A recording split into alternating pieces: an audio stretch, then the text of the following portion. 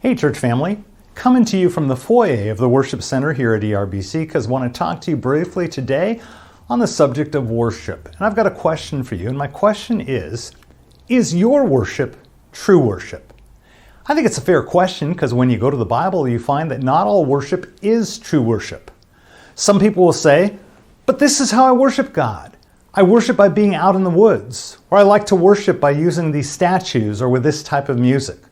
Please understand, I'm not knocking what you do. I'm simply suggesting that what is acceptable to God might not be the same thing that's acceptable to us.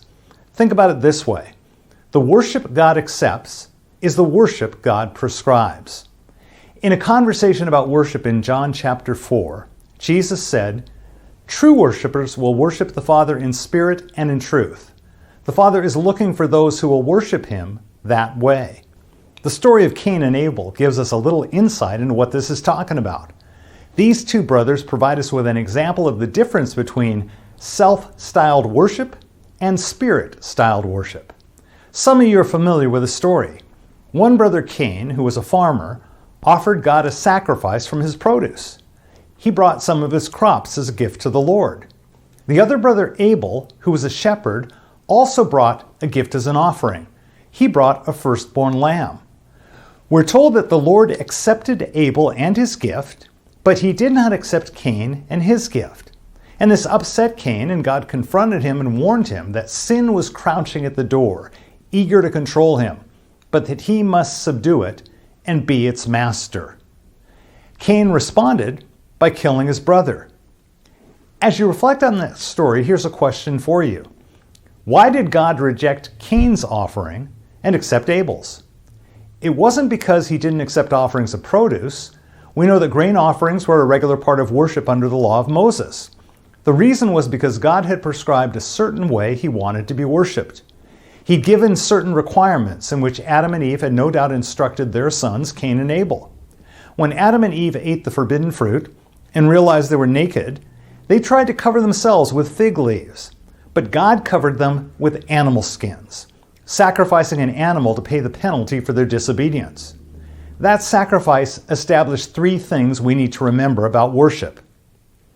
First, we need a covering for sin. Second, God won't accept garments of our own making.